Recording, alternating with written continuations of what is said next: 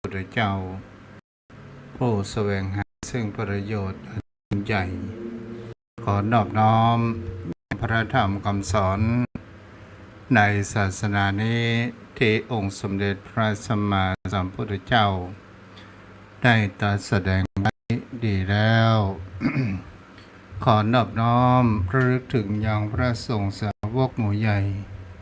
ผู้มีทิฏฐิอันหมดจดเริญงามด้วยเสียงกล่าวของข้าพเจ้า และขอถวายความเคารพนอบน้อมไปสามายังครูบาอาจารย์พระเถระนุเถระพระภิกษุสงฆ์สามเณรพระสังฆาธิการสงฆ์สมณศักดิ์บัณฑิตนักปราชญ์ท่านผู้ความรู้ทุกรูปทุกตนทุกองค์มาด้วยความเคารพขอเจริญสุขเจริญธรรมมายังปอออกสถาอันมีป่อมอนแม่มอนป่ออุ้ยแม่อุ้ยพี่ป้านะอาท่านผู้ฟังผู้มีบุญทุกท่านติดตามรับธรรมะยามแรงทางสถานีวิทยุเพื่อการศึกษาพระพุทธศาสนาและวัฒนธรรม 104.5 เมกะเฮิรตซ์โดยการส่งสัญญาณไปณสถานที่ตั้งสถานีวิทยุแห่งนี้คือวัดฝายหินตำบลสุเทพอำเภอเมืองจังหวัดเชียงใหม่ได้รับความเมตตาธรรมจากอาจารย์พระครูสมุวิศวะบรกิจโจผู้อำนวยการสถานีวิทยุเจ้าอาวาสวัดฝายหินตำบลสุเทพอำเภอจังหวัดเชียงใหม่ตลอดจนถึงขึ้นมะสีขาวชาวประชาใดๆก็ลิงก์และส่งสัญญาณไปยังในเครือข่ายโดยความเมตตาท่านพระครูอภิวัตรวัฒนวิกรมรองเจ้าคณะอำเภอโดยหล่อที่เป็นประธานนางสถานีเครือข่ายขึ้นสีขาวชาวประชาวันนี้กลับมาพบปะกับสถาญาติโยมเฮา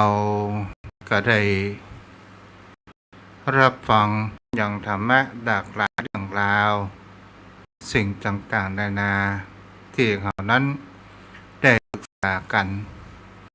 ทำไมคนเราต้องฟังคำสถาญาติโยมทั้งหลายเพราะว่าการฟังธรรมนั้นก่อให้เกิดความเข้าใจแห่งชีวิตก่อให้เกิดแห่งการปัญญาหันสัจธรรมแห่งความเป็นจริงเฮาอยู่เฉยๆอยู่บ่ได้ปัญญาก็คงจะปรากฏขึ้นสถาญาติโยมทั้งหลายปัญญานั้นถือว่าเป็นอาวุธและเป็นสิ่งที่สำคัญมากที่สุดในการดำรงชีวิตในการที่เรานั้นเกิดมาปัญญาคือแสงสว่างอันเป็นส่องแห่งนำทางที่องค์พระตถาคตได้ตรัสรู้เป็นพระสัมมาสัมโพธิญาณรู้แจ้งทั้งสามโลกสัตว์ญาติโยมทั้งหลายเราลองมาดูสังเกตกันว่าในแห่งเขาว่าทางพระพุทธศาสนาของเรานี้มีครูบาอาจารย์ใช้นิยามในเรื่องเขาว่าชีวิตที่สมบูรณ์ในมุมมองของพระพุทธศาสนาสัตว์ญาติโยมทั้งหลายมนุษย์เกิดมาพร้อมกับความบกพร่องไม่ได้มีแห่งความสมบูรณ์หรือบางครั้งบางคราวผลมาจากบาปตั้งแต่กำเนิดลงและการลงโทษลงทันสิ่งศักดิ์สิทธิ์อันนี้ก็คือได้เป็นหลักธรรมแห่งพระพุทธศาสนาแต่มุมมองแห่งพระพุทธศาสนานั้นมีมุมมองที่แตกต่างออกไปชีวิตที่สมบูรณ์อย่างแท้จริง พระพุทธองค์และพระอริยสงฆ์แล้วตลอดที่เราจะได้ว่าพระพุทธศาสนา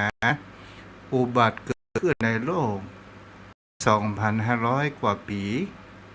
และมีแห่งเขาว่ามีความพิสูจน์ว่ามนุษย์ทุกคนสามารถที่จะเข้าถึงภาวะนี้ได้เพราะว่าจะอยู่ในวรรณะหรือเพศหรือเชื้อชาติใดก็ตามโยมพ่อโยมแม่เราลองมาดูสังเกตพิจารณากันไปโดยว่าถ้าเป็นศาสนาลัทธิอื่นๆนั้นบางครั้งบางคราวจะมีการโทษผีโทษสางโทษเทวดาโทษเทพเจ้าบางครั้งบางคราวก็อ้างถึงเขาว่าคำสั่งของพระเจ้าแต่ในพุทธศาสนาของเรานั้นไม่ได้แสดงถึงประการเช่นนี้แต่มองออกหันว่าสิ่งที่อันเป็นควรกำจัดหรือว่ามันปราศจากแห่งความทุกข์ปราศจากแห่งกิเลสอันเป็นต้นเหตุแห่งความทุกข์ถ้าเรามองดูดีๆในชีวิตของคนเราจะเอาอะไรมากำจัดแห่งความทุกข์บรรเทาแห่งความทุกข์คนเรานั้นลองดูว่าแท้ที่จริงแล้วก็คือความมีปัญญามีสติปัญญามีความกรุณาอันบ่มีขอบเขตเมตตากรุณาอันบ่มีขอบเขตและความเป็นอิสระในแห่งจิตแห่งใจอย่างแท้จริงโยมพ่อโยมแม่สองประการนี้ตัวเจ้าก็คงจะมาขยายความมากกับโยมพ่อโยมแม่นั้นรับกันคือวิถีชีวิตของคนเราเนี่ยเป็นสิ่งที่เราจะเห็นได้ว่าถ้ามันปราศจากความทุกข์ถ้ามันปราศจากกิเลสมันก็จะเป็นสิ่งที่จะเห็นว่าจะทำให้คนเรานั้นมีปัญญาและมีจิตใจแห่งความว่าเมตตารักธรรมแห่งพรหมวิหารธรรมเกิดขึ้นอันมามีขอบเขตเกิดขึ้นพระตถาคตเจ้าแสดงเฮานั้นดูว่าบุคคลผู้ใดอยากจะต้องการแห่งความสุขอันเป็นสิ่งที่กิเลสตัณหาบ่สามารถที่จะมาเข้ามาชีวิตของคนเฮานั้นได้โยมพ่อโยมแม่ท่านผู้ฟังทั้งหลายถ้าเรามาตึกตองดูสังเกตแต่เฮานั้นมีแห่งมนุษย์แบ่งออกเป็นแห่งเขาว่าอยู่สองประการก็คือปุถุชนอริยชนแต่หมู่เฮานั้นเป็นปุถุชนมันก็ยังมีแห่งเขาว่าอารมณ์ในสิ่งที่กระทบแต่เฮาตั้งอยู่ในแห่ง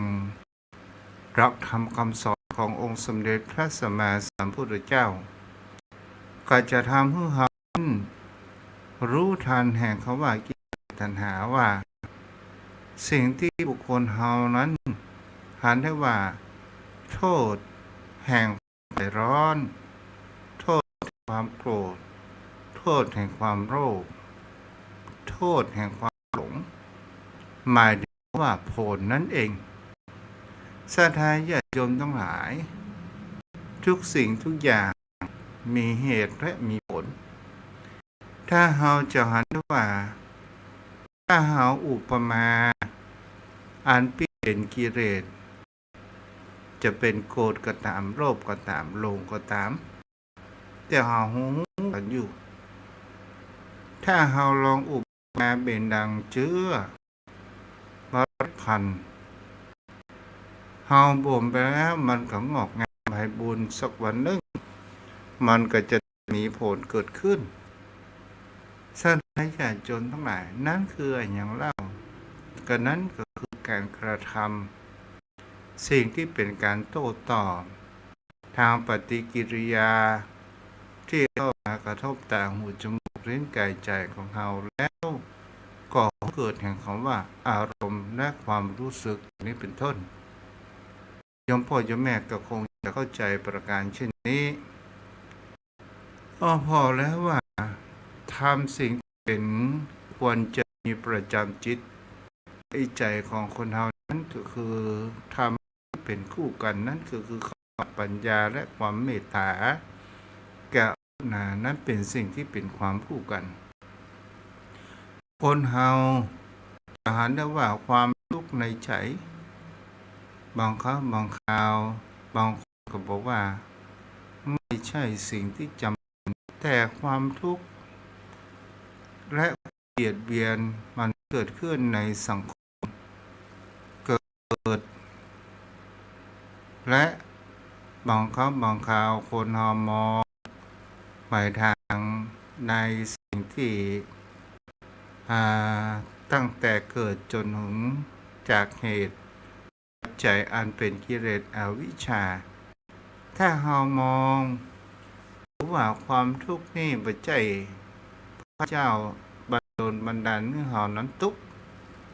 เราปัจจัยมีสิ่งศักดิ์สิทธิ์ลงโทษลงทันเพื่อเรานั้นได้รับความวิบากแต่ถ้าว่าเรามองในสิ่งเหล่านี้มันเป็นที่บุคคลของเรานั้นไปปนห้องว่าแท้ที่จริงแล้วมันบัดใจว่าเป็นฟ้าดินลงโทษบัดได้เทพเจ้าลงโทษมันมีเจ้าลงโทษแต่มันเป็นสิ่งที่เป็นการกระทำของคนเราด้วยแห่งคำว่าอำนาจของการกระทำที่อันเป็นกิเลสและเป็นอวิชชาแห่งความมืดแต่ถ้าหากมนุษย์ของคนนั้นใช้สติปัญญาจะจับลักเหตุปัจจัยก็จะสามารถที่จะลดแห่งความทุกข์และเพิ่มความสุขนั้นได้ยมพ่อยมแม่ท่านผู้ฟังเป็นสิ่งที่บุคคลเฮานั้นจะหันได้ว่าถ้าคนเอาเมาโทษเมาโทษสิ่งอื่นจะเป็นสิ่งปวดหัวว่าโทษพระเจ้าลงทันต่างๆนานาและโทษดวงชะตาของตัวเองเรามองประการเช่นนี้เนี่ยก็หมายถึงเราจะมาแก้ไขปัญหาทุกข์ที่มันเกิดขึ้นในจิตใจแต่ทางพุทธศาสนาพุทธองค์บอกว่าถ้าเรามีสติปัญญาและพิจารณาเหตุที่มันเกิดทุกข์และเราเข้าใจแห่งความเป็นจริงว่ามันเป็นธรรมชาติธรรมดาของวิถีชีวิตใครก็บ่จะได้หาทุกข์ของเขาแต่เราต่างหากเล่าเป็นแทงกับมันก็ก่อให้เกิดแห่งความทุกข์ความสุขกับเช่นเดียวกันมันก็อยู่ที่ใจของบุคคลเฮาถ้าเฮาแสวงหาในสิ่งที่ดีๆจะเป็นทางด้านกำรู้สำรวมกายจาและจิตใจก็จะทำให้เฮานั้นมีความสุขลดความทุกข์นั้นได้เพิ่มความทุกข์นั้นได้เช่นในการคำว่าปล่อยวางเพราะว่าทุกสิ่งทุกอย่างมันมามีความจีรังยั่งยืนคนเฮาก็อยู่ถึง100 ปีก็จะต้องพลัดพรากจากกันไปแต่สิ่งที่เอาวิชาอย่างเช่นความมืดบอดเฮามามีแห่งว่าอาภัยอโหสิกรรมต่อกันและกันตอนนั้นก็เป็นแห่งเขาว่าเป็นแห่งความยึดมั่นและเป็นตัวแห่งเขาว่าแบกก่อให้เกิดแห่งความนักหน่วงทั้งชาตินี้และชาติหน้าเกิดขึ้น แต่บุคคลผู้มีสติปัญญาแล้วศรัทธาญาติโยมทั้งหลาย นั้นก็คือในคำเขาว่าเฮามีความเมตตาอันเกิดจากแห่งคำว่าปัญญาและเฮาเป็นผู้ประพฤติปฏิบัติ จากความหลงผิดว่ามีตนที่เฮาว่าอนัตตา และเฮาเข้าใจเฮาคำว่าเฮามีเกิดแห่งคำว่าความเมตตากรุณาสงสารสัตว์ต่อเพื่อนร่วมโลกอานมามีทั้งมนุษย์และสัตว์เดรัจฉานมามีอย่างขอบเขตก็ก่อให้เกิดแห่งคำว่าความสุขในเพิ่มพูนในจิตใจของบุคคลเฮานั้นเกิดขึ้นศรัทธาญาติโยมทั้งหลายถ้าเฮาศึกษาทางพระพุทธศาสนาเฮาก็ลองดูว่าพุทธองค์นั้นบ่ได้บอกให้เฮาบนบานสันกล่าวอ้อนวอนใดๆทั้งสิ้นบ่ได้สอนให้ผู้คนนั้นมีแห่งเชื่อแบบงมงายเพราะว่าความเชื่อที่ขาดปัญญาจะสร้างแห่งความเครียดและความกลัวต่อความสงสัยแต่พุทธศาสนาของเรานั้นคือระบบการศึกษาพัฒนาชีวิตที่ผ่านแห่งเขาว่าอริยมรรคมีองค์8ศรัทธาญาติโยมทั้งหลายได้รักคำแห่งพระพุทธศาสนานั้นเน้นการพัฒนาอยู่เพื่อเกิดแห่งความสมดุลทั้งสองด้านพัฒนาทางด้านนอกก็คือระบบศีลธรรมการพัฒนาสัมพันธ์ระหว่างเป็นละอ่อนและกับโลกแห่งคำว่าวัตถุคือการกินอยู่ฟังและมีความสัมพันธ์ต่อมนุษย์ก็คือมีการสื่อสารภายการพัฒนาทางด้านจิตใจก็คือฝึกอบรมจิตใจเรียนรู้อารมณ์สุขให้เป็นและการพัฒนาทางด้านปัญญานั้นก็คือมีความคิดที่เป็นโยมพ่อโยมแม่เฮาก็ลองสังเกตพิจารณาดูว่าการพัฒนาภายนอกด้านศีลธรรมเฮาจะเห็นได้ว่าทางด้านศีลธรรมที่เป็นคำแห่งศีลทางพระพุทธศาสนาหรือว่าไม่ได้เป็นคำสั่งแต่สิ่งที่เฮานั้นถ้าเฮาลงมือทำเฮาประพฤติเฮาก็ได้ผลบุญไปแต่พระพุทธองค์บ่ได้บอกว่าเธอต้องกระทำแต่พระองค์บอกว่าในศีลทั้ง5ข้อนี้เฮาจะรักษาข้อใดข้อหนึ่งก็ตาม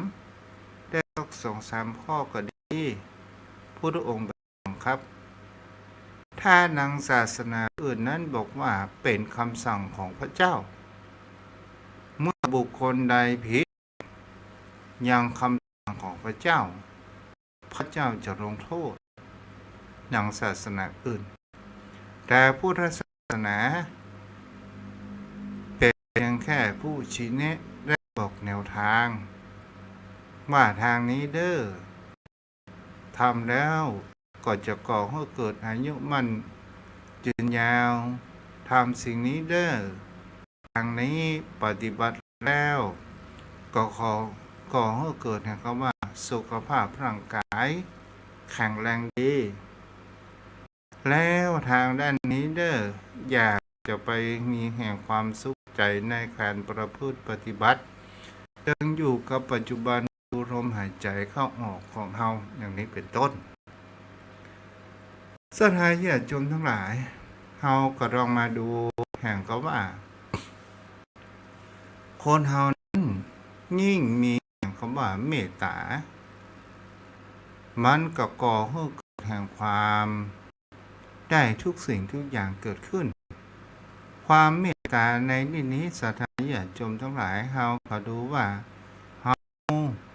จะได้รับแห่งความยินยอม จะได้รับแห่งความตภาพทางด้านผู้คนด้านการสื่อสารต่างๆนานาเกิดขึ้นถ้าญาติโยมทั้งหลายคงมีความเมตตาภัยหันภัยกระหักแม้กระทั่งสัตว์เดรัจฉานก็ยังมีแห่งคำว่ามีความรู้สึกว่าคนนี้อยู่แล้วมีแต่ความอบอุ่นเกิดต่อมาศรัทธาญาติโยมทั้งหลายทางด้านจิตใจของบุคคลเฮาถ้าเฮาศึกษาแล้วว่าความโกรธความเครียดความโลภความหลงบางครั้งบางคราวเฮาขอวิถีชีวิตของคนเฮาศรัทธาญาติโยมเป็นสิ่งที่เฮาจะเห็นได้ว่าเฮาแสวงหาสิ่งที่เป็นภายนอกโดยนั้นคือความสุขศรัทธาญาติโยมทั้งหลายคนทุกคนในโลกนี้กำลังตามหาก็คือความสุขอยู่ที่มนุษย์คนเฮานั้นมีความแปลกตรงที่ว่าเราหมู่เฮามีความคิดว่าความสุขสิ่งที่มันตั้งอยู่ตรงไหนแห่งหนึ่งหรือมีจุดหมายปลายทางที่เราจะต้องเดินไปถึงจุดหมายนั้นหลายคนก็คิดว่าความสุขที่ความสุขมันอยู่ที่อนาคตบางคนก็บอกว่าถ้าว่าตัวเราเรียนจบแล้วจะมีความสุขบางคนก็บอกว่าถ้าได้เลื่อนตำแหน่งมียศถาบรรดาศักดิ์และจะมีความสุขบางคนบอกว่าถ้าหวยรางวัลที่หนึ่งบอกว่าถ้าหวยรางวัลที่หนึ่งแล้วเราจะมีความสุขที่สุดของโลกบุคคลผู้มีความปรารถนาสิ่งมีความสุขมากไม่เมื่อจบแห่งเขาว่าปริญญาเอกด็อกเตอร์แล้วก็ยังอยากจะมีความรู้เพิ่มเติมเกิดขึ้นเขามีความปรารถนาว่ามียศถาบรรดาศักดิ์ในตำแหน่งนี้แล้วเขาก็นึกว่าจะมีความสุขแท้ที่จริงแล้วเขาก็ยังจะได้ตำแหน่งที่สูงเกิดขึ้นกว่านั้นเขาก็ลองมาดูแห่งเขาว่าความทะเยออยากหรือว่าปัญหาของคนเฮาเนี่ยมันก็อุปมาเหมือนดังคนที่กระหายน้ำแต่ไปกินน้ำเค็มหรือว่าน้ำทะเลเฮายิ่งกินน้ำทะเลมันก็ยิ่งก่อให้เกิดแห่งเขาว่าความหิวกระหายแห่งน้ำเพิ่มขึ้นโยมพ่อโยมแม่เฮาก็ลองมาดูสังเกตและพิจารณามีความหิวกระหายเพิ่มขึ้นนั้นอย่างไรเวลาเฮาทำอาหารการกินศรัทธาญาติโยมทั้งหลายถ้าบุคคลที่ใส่เกลือตลอดจนถึงผงชูรสก็ถือว่าเป็นเกลือชนิดหนึ่งเมื่อเฮาใส่น้ำเกินไปเฮาจะเห็นได้ว่าคอของเฮานี่แห้งเหี่ยวๆเหมือนดังเฮากินร้านเตี๋ยวไหนก็ตามญาติโยมทั้งหลายน้ำซุปนี่เปิ้นก็ต้องใส่หลายสิ่งหลายอย่างมีความปรุงแต่งเกิดขึ้นหนึ่งในนั้นก็คือทั้งรสดีเกลือต่างๆนานาเฮากินแล้วเฮาจะเห็นว่าก็ก๋วยเตี๋ยวมันก็มีน้ำอยู่แล้วแต่คอของเฮานั้นมันอยากจะกินน้ำเรื่อยไปศรัทธาญาติโยมทั้งหลายนี่ก็เป็นสิ่งที่เฮาจะบางสิ่งบางอย่างผู้คนเหล่านั้นเฮาวิ่งตามหา แห่งว่าความสุขว่ามันอยู่ที่อนาคตแท้ที่จริงแล้วบางครั้งบางคราวมันก็บ่ได้อยู่ไกลตัวของจากเราแต่เราวิ่งไปซ่อหาในภายนอกแต่ที่จริงก็อยู่ที่ปลายจมูกของเรานี่เองก็คือลมหายใจถ้าเรามีสติดูลมหายใจของจิตของเราก็จะบ่วิ่งข้านไปคิดทางอื่นอย่างนี้เป็นต้นวันนี้ก็มีเรื่องเล่าในสิ่งเหล่านี้เรื่องหนึ่งศรัทธาญาติโยมทั้งหลายมีวันอยู่วันหนึ่งมีหลวงตาผู้แก่ชรามีจารวัตนั้นงามทำวัดเช้าวัดเย็นอยู่ตลอดเวลาเกิดขึ้นและมีเขาว่าอายุพรรษามากมีอายุประมาณ80 ปีเวลาจะสวดมนต์ไหว้พระก็จะต้องมีแห่งเขาว่าแว่นตาเพราะว่าสายตานั้นมัวฟางเกิดขึ้นในวันหนึ่งศรัทธาญาติโยมทั้งหลายรังจากที่หลวงตาคนนี้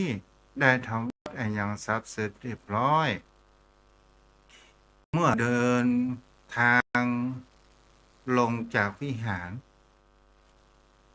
แล้วหลวงตาเลยลืมว่าเขาเอาแว่นตาไว้ที่ไหนแล้วก็ยังเนนก็ตามภาควัดก็ดีหันปฏิกิริยาเจ้าอาวาสแก่ชรานั้นก็ว่าซ่อหาอายังอยู่งกเงินตามตินขันไดวิหารและในวิหารก็ตามมีเนนตนนึกว่าหลวงตาหาหยังหลวงตาก็บอกว่าโอ้เนนมานี่ก็ดีละหลวงตาลืมแว่นไว้ที่ไหนโอ้สดาญาติโยมทั้งหลายเมื่อเนนน้อยรู้ข่าวประการเช่นนี้มีแห่งเขาว่าความสงสาร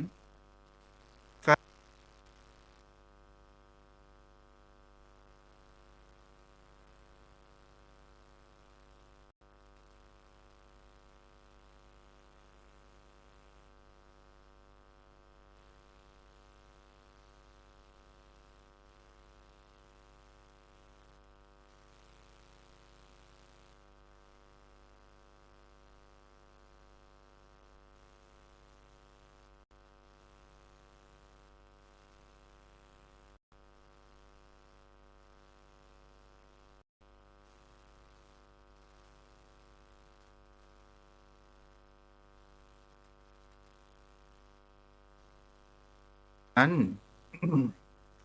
มีเจ้าภาพวัดแล้ว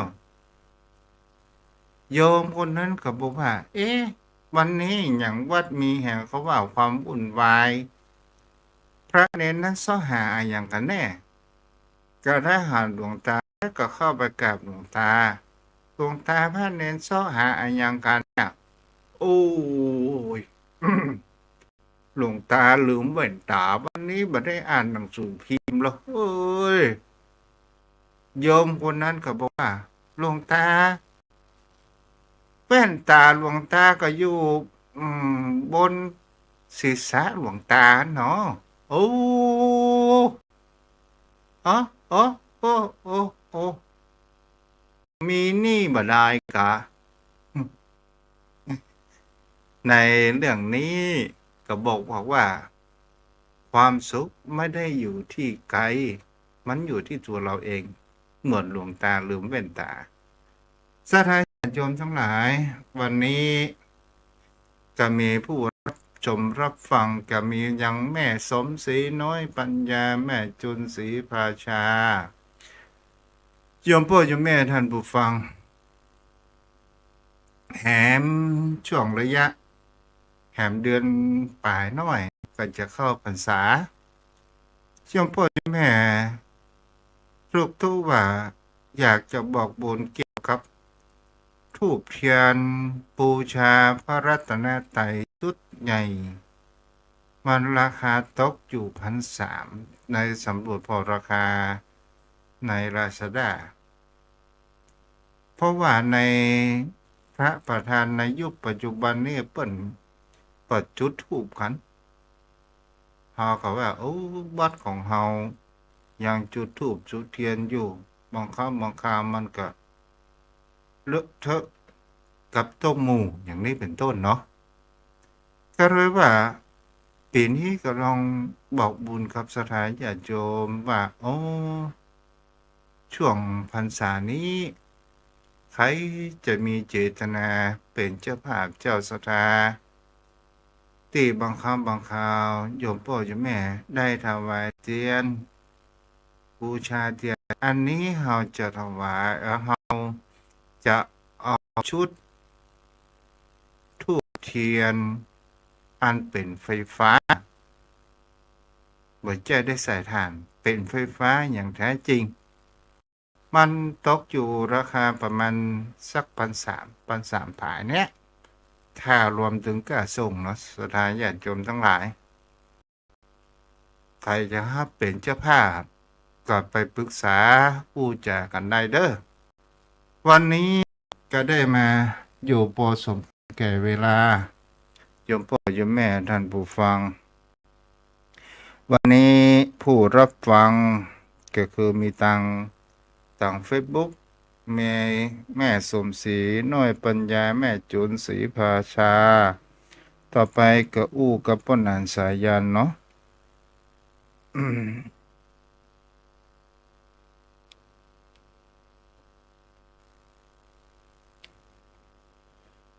วันพุธกับวันเสาร์แล้ว วันเวลาผ่านพีพัดเพียพัดเปลี่ยนวันไปไวเหมือนโกหกอายุของเฮาก็เหลือน้อยลงเมตตาท่านพระคุณเจ้าด้วยความเคารพอย่างสูงยิ่งครับท่านเจ้าครับเจ้า พระจ่าครัเพิ่นอาจบลืมกว่าแว่นตาต้องหาเมตตานะท่านพระคุณเจ้าเจ้าเออวันนี้พูดถึงว่าสิ่งที่คนเฮามีความคิดว่าความสุขอยู่ที่อนาคตจะเป็นการศึกษาถ้าเฮาได้เป็นนั่นเป็นนี่แล้วเฮามีความสุขแต่ที่จริงหรือไม่เราบ่ได้เนาะมันก็มันแบบพอดีนะท่านพระคุณเจ้าแต่ถ้ามันพอดีละดีใจในที่พอใจในสิ่งที่ตนได้ดีใจในสิ่งที่ตนมีอยู่มันก็ดีท่านเจ้าแต่ว่าบางทีมันอยากให้ได้แหมอยากจบการศึกษาแล้วอยากมีงานทำสมมติว่าเป็นข้าราชการเนี่ยจริงๆแล้วก็มันก็จึงบอกพออยู่ดีก็ได้ตำแหน่งสูงขึ้นไปได้ตำแหน่งสูงขึ้นไปแล้วก็ยังบอกพอดีที่จะได้เงินเดือนทั้งนั้นเนี่ยมันต้องมีคำว่าพอครับท่านเจ้ามันเลยเป็นตู้เขาก็อู้ง่ายอย่างเขาว่า คนโน่ออกคนในใครออกคนนอกเข้าๆนะปะนั้นเนาะก็เรียกว่าเป็นทุกเจ้าแล้วจะมีความสุขจะนึกว่าเป็นคนบ้านแล้วจะมีความสุขแท้ที่จริงความสุขมันก็มีมันก็อยู่ที่ตัวของเฮาจะปรุงแต่งเพื่อเป็นสุขมันก็เป็นสุขปรุงแต่งให้มันไม่เป็นทุกข์ครับ มันก็เป็นทุกข์เนาะปะนั้นเนาะเป็นเช่นนั้นครับท่านพระคุณเจ้าจะอยู่ในสถานภาพไหนถ้าเฮาฮู้ปฏิการปฏิบัติคือสมควรกับอัตภาพของเฮามันก็มีความสุขเพราะความสุขมันเกิดที่ใจของเฮาถ้าใจของเฮารู้จักประมาณตามอัตภาพของเฮาความเป็นอยู่ของเฮาที่จะพึงมีพึงได้เฮาอยู่ในสถานภาพนี้ความเป็นอยู่เฮาพวกนี้เฮาก็อยู่ได้เฮาก็มีความสุขสุขก็สุข เหมือนคนบ้างครับท่านพระคุณเจ้าแต่ท่านพระคุณเจ้าก็สุขเหมือนกับท่านพระคุณเจ้า ยังสรุปแล้ แต่ ว พาเฮา เพราะว่าจะอยู่ในที่ไหนสุขใด เพราะนั้นแต่ว่าเฮาว่าเฮาจะอู้เรื่องอย่างเขาปะนะ อ๋อท่านพระคุณเจ้าว่า อืม ที่ว่าคนว่าพระคุณเจ้าคือในทำนองที่ว่าอวดรู้อวดรู้เกินกว่าที่ตนจะมีได้อะสมมติว่า เพื่อนขอมาช่วยงานนะอย่างพระเจ้าพระสงฆ์ก็ขอมาช่วยแบ่งเบาภาระทำหน้าที่ของพระเจ้าพระสงฆ์ อ๋อ แต่ โอ้ ว่ามันทำเกินไปเหี่ยมันลวงเกิ ปัจจัยปัจจัย เอา ก็ ไป ได้ เอามาเป็นว่าเพื่อนแต่งตั้งให้เป็นกับสมมุติแต่งตั้งเป็นกรรมการโอ้เอาไปเอามาเป็นมาคอยจับพิษเป็นมาคอยอวดใหญ่ไปเหี่ยโอ้ปัจจัยสัก อ๋อ เพราะนั้นจำได้ละ ใช่ครับ เพราะเขาว่าความในใจของเจ้าอาวาสเนาะ เอาเป็นตาไปสายเจ้า เพราะว่าความทุกข์ของเจ้าอาวาสก็คือ สิ่งที่มีครูบาอาจารย์ได้อ่อู้ออกมาว่าทุกเจ้าอาวาสเป็นสิ่งที่เราจะเห็นได้ว่าหนึ่งในปัจจุบันเนี่ยคนทำบุญน้อย แต่เจ้าอาวาสต้องรับผิดชอบค่าใช้จ่ายค่าน้ำค่าไฟ ยังต้องมีการมีภาระที่ใจายและอาชีพของทุกเจ้าก็ไม่มี นี่ประการแรกนะพะนั้น ไว้สาครับ แล้วต่อมาจะเห็นได้ว่า ในยุคปัจจุบันเนี่ย ความเป็นพระโดนแห่งคารวะบางพูดว่าบางครั้งมัน ตายครับ ก้าวไก่ายก้าวไก่าย ไว้สาครับ แม้บางกรณี พระสงฆ์องค์พระเจ้าที่ทำผิดพระวินัยต่างอื่น เอาไปเอามากตีเมารวมกันไปหมด นี่ก็คือความทุกข์ของเจ้าว่า ต่อมา นั่นก็คือแห่งประการหนึ่ง ก็คือการที่ว่าอยู่วัดแล้วก็จะต้องสิ่งก่อสร้าง อันนี้มันก็ต้องสำคัญ ถ้ามันจะเป็นกุฏิห้องน้ำต่างๆนานาบางครั้งบางคราวศรัทธาญาติโยมทั้งหลาย เพราะนั้นเพราะของว่า ไว้สาครับ เจ้าอาวาสทำผิดเล็กน้อยก็โดนขับไล่ บางครั้งบางคราวผิดวินัยเล็กน้อยอย่างเช่น ดื่มสุรา เพียงแค่อนิยตก็โดนจับศึกไปเสียเอาประดาเนาะ คือมันเป็นโลกาวัชชะที่จริงโทษมันแค่ปาจิตตีไม่ได้ครับพระคุณ อื เจ้า ม โทษนักได้ถึงขั้นซึกนั้นมันปาราชิกสี่จะ อืม สังฆพิเศษนี่ก็อยู่กับปริวาสก็ได้ปัญหาแล้ว นอกนั้นนี่ก็ปงอาบัติอย่างก็ได้ท่านพระคุณเจ้า บางครั้งบางครั้งบางคราว คนว่าแต่คนอื่นและไม่ได้ว่าตัวเอง อย่างเช่นบุคคลผู้เป็นฆราวาสว่าพระสงฆ์องค์ข้าเจ้ามาหน้าไหว้มาหน้าน้ำถือทำประการเช่นนี้เนี่ยยังบ่ซึกเหียแต่บ่เคยสำรวจตัวเอง เนี่ยปะนาน ไว้ อันนี้มีกว่าปะนาน ไหว้สาท่านพระคุณเจ้าด้วยความเคารพอย่างสูงยิ่งนี่ท่านญาติธรรมทุกท่านครับก่อนอื่นเนี่ยต้องเข้าใจว่า พระเจ้าพระสงฆ์ที่เข้ามาบวชนะครับ ก็เป็นลูกเจ้าบ้าน ปฏิบัติ เพื่อให้รู้ธรรมเห็นธรรมแล้วนำไปปฏิบัติกระทำอยู่ปฏิบัติตามอยู่ซึ่งคำสอนของพระเจ้า ท่านญาติธรรมเขาก็ได้ศึกษาธรรมะจากท่านพระคุณเจ้าบนนำมาเผยแผ่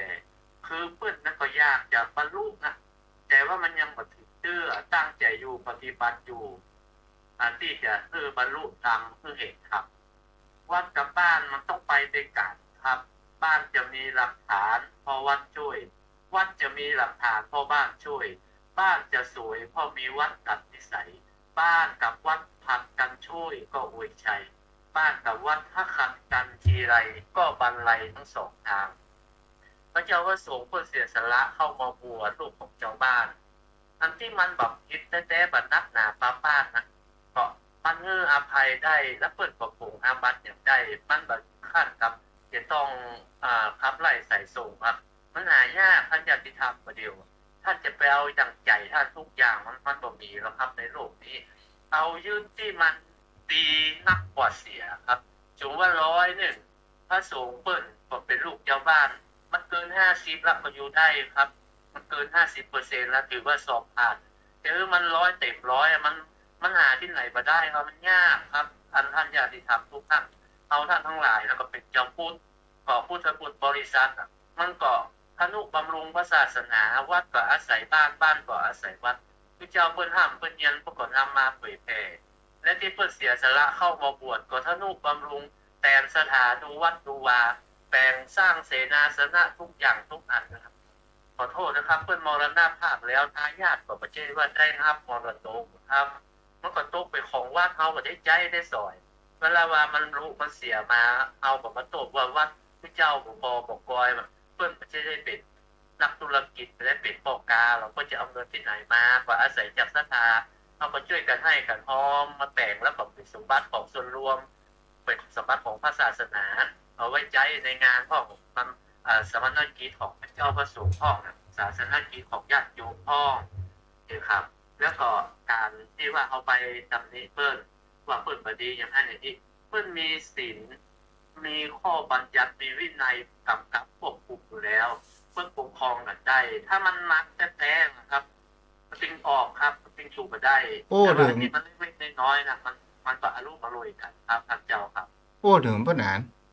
ไว้ตามถ้าเฮาพูดในแนวเฮาว่าอ่านจุดประสงค์ขององค์สัมมาสัมพุทธเจ้าของเฮาเนี่ยนะเพิ่นบ่ได้บังคับบ่ได้กฎเกณฑ์บอกว่าอย่างกับเรื่องแห่งพระธรรมวินัยบอกว่าสิกขาเล็กๆน้อยๆลดได้ก็ลดไปแต่เถรวาทของเฮาบ่ลดใช่แต่เราจะหาได้ว่าคำสอนของพระพุทธองค์ที่บัญญัติขึ้นในเรื่องพระธรรมวินัยเนี่ยบางครั้งบางครามันก็ควรที่จะมีแห่งก็ว่า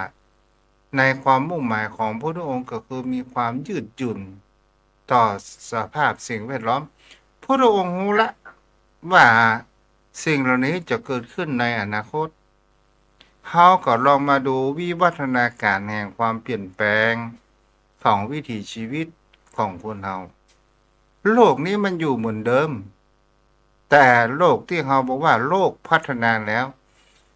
ก็คือ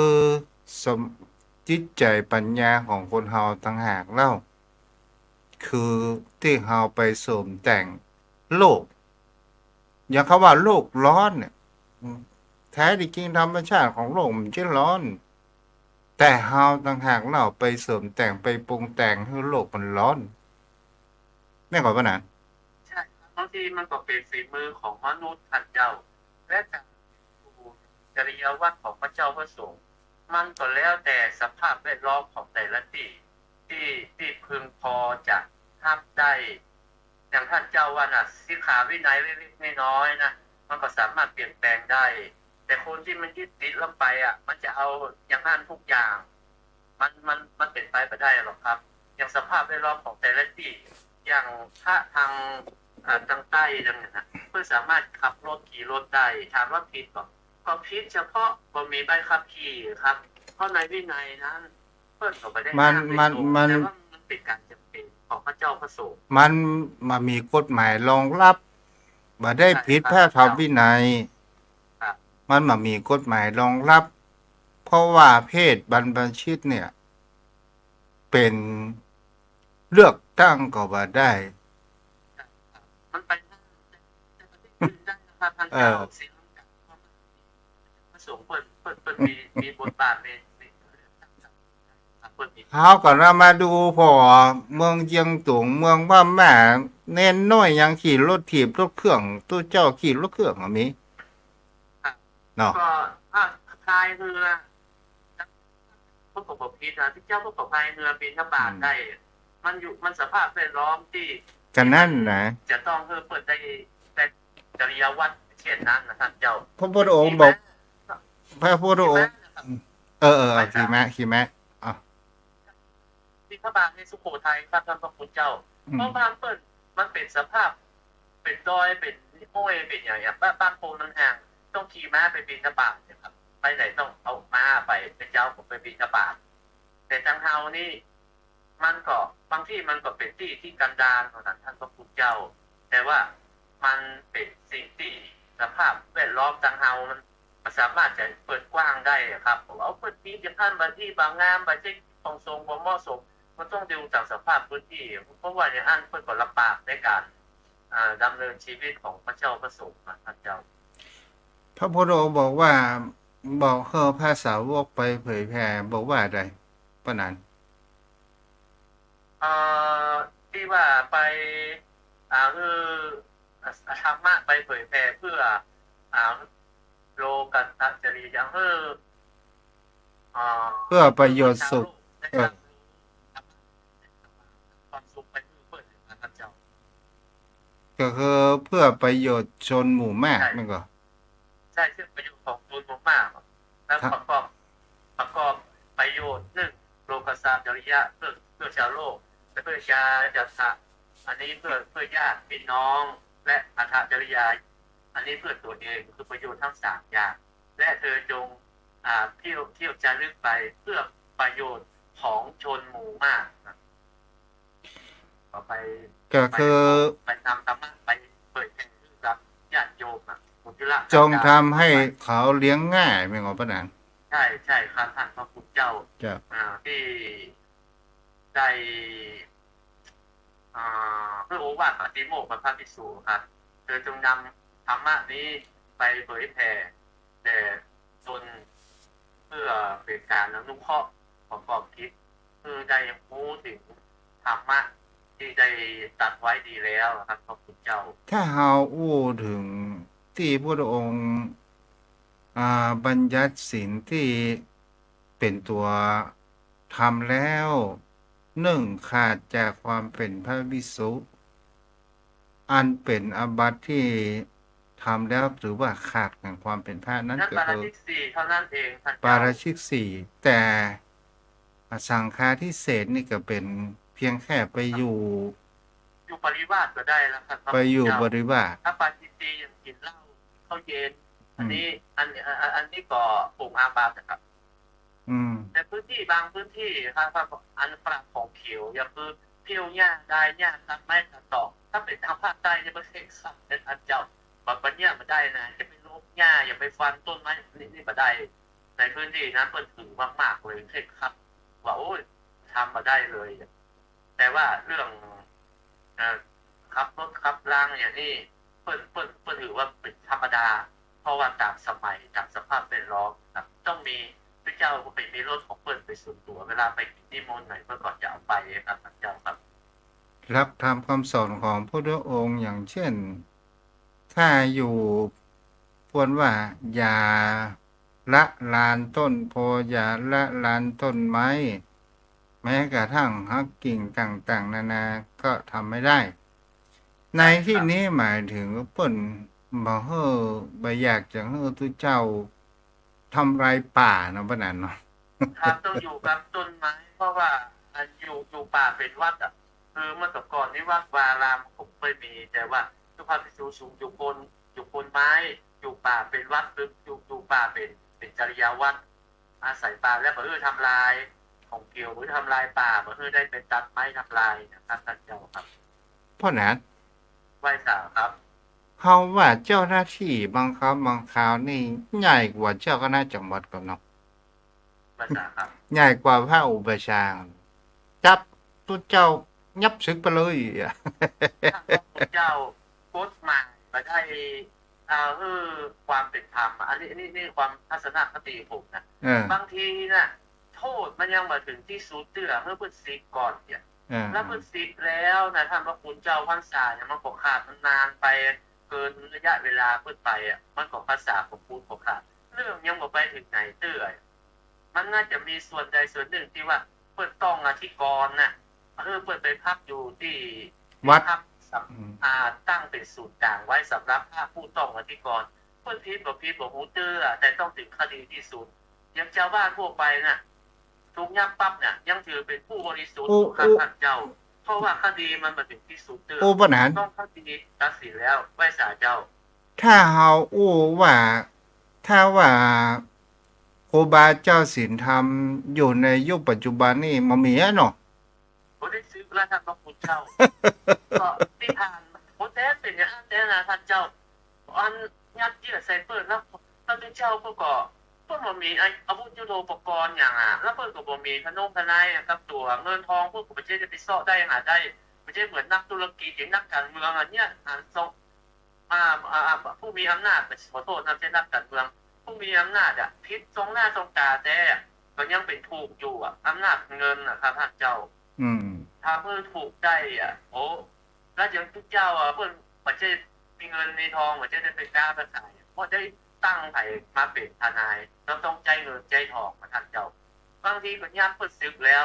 เพิ่นบ่มีความผิดหยังเลยศาลตัดสินว่าไม่มีความผิดยกฟ้องอย่างอ้าวก็คือเพิ่นสึกไปแล้วนี่เนี่ยได้ อย่างกับเฮาดูประวัติของครูบาเจ้าศีลธรรมเนี่ย แท้ที่จริงมีคนสายตดว่าเปิ่นแสดงอิทธิฤทธิ์บอกว่ามีตัวรอยและเดินจากฝนบ่เปียะแท้ที่จริงครูบาเจ้าเปิ่นบอกว่าอ๋อที่เปิ่นอู้กับสมเด็จสังฆราช ไปจ้ะครับ เป็นว่าที่มีคนบอกว่าพระเจ้าซานอะไรอย่างนี้ไม่ใช่ คือเวลาไปที่ไหนมีคนหาเปิ้นเขาว่าอย่างนั้น ตอนนี้ท่านเจ้า เสลียง เพิ่นว่าคนอู้บ่ได้เพิ่น อืม เพิ่นว่าอันตัวข้าเจ้านี่เพิ่นคือกับผมนะตัวของผมนะบ่ได้มีอย่างนั้นข้าเจ้าบ่ได้สารได้ข้าเจ้าบ่ได้เหาะบ่ได้ดาบอย่างเขาว่ากันไปคนเดียวและที่ข้าเจ้าบ่ได้เดินดินนะก็เพราะข้าเจ้าเพิ่นเอาใส่เสลียงหามไป อืม เพิ่นก็ไปตามที่ศรัทธาไม่เอาอย่างนะเพิ่นเมตเพิ่นศรัทธาครับพระเจ้าเพิ่นก็บ่ได้เดินเนี่ยเขาบอกว่าเพิ่นได้เดินดินเพิ่นสร้างไป อืม ใส่โตดคือยัดเยียดมันเป็นยังตัวการเป็นดีนะท่านเจ้ามันก็มันด้วยอำนาจของกิเลสตัณหาของฝ่ายหนึ่งที่ใหญ่หัวเปิ้นเด่นดังเกินนะครับท่านพุทธเจ้าครับหาเรื่องหาความใส่เปิ้นบอกว่าลูกศิษย์ลูกหาเปิ้นก็เอาซื้อกันไปจับซื้อป้อง ครูบาเจ้าข่าวปีซึกอยู่3 รอบบ่ ก่อนจุดที่สุดแล้วครูบาเขาปีเพื่อบอกว่าเพิ่นอันบ่บวชแล้วขอนุ่งขาวตลอดชีวิตมันใช้อำนาจนะท่านพระคุณเจ้า อู้ถึงว่าปะนั้น ไว้จ้ะครับ เฮาอู้ถึงว่าวิถีชีวิตแห่งความเป็นพระนี่ก่อนเนาะถ้าเฮามองดูดีๆเฮาพอแล้วก็ดูว่า เป็นผู้นำจิตวิญญาณ ถ้ามีเป็นสุปฏิปันโน ก็คือเป็นที่สักการะบูชาที่ดี แต่ถ้าว่ามี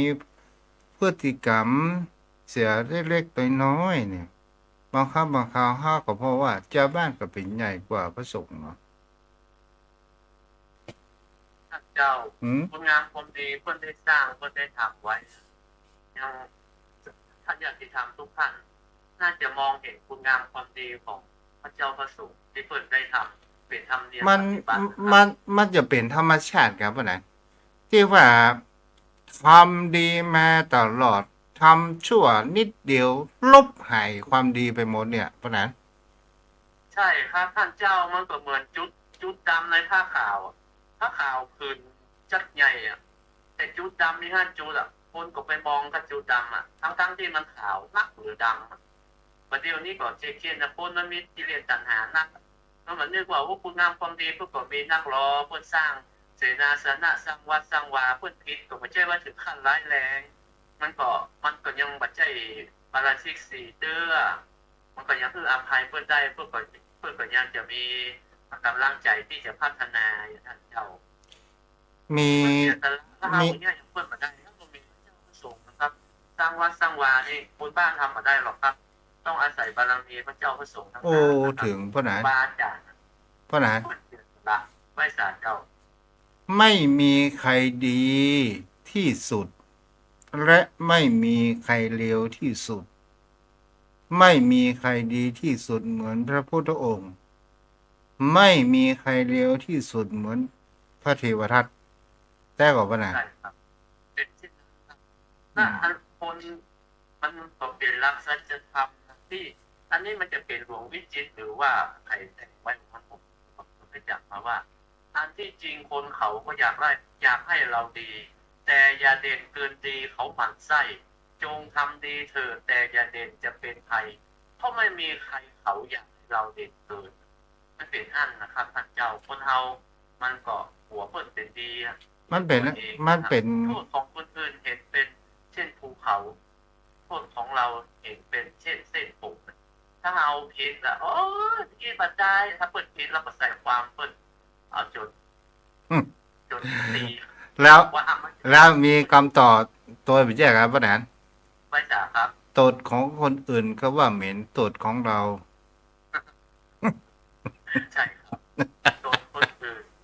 เด็ดจนทนเหลือทนตนของตนเหม็นทนไม่เป็นไร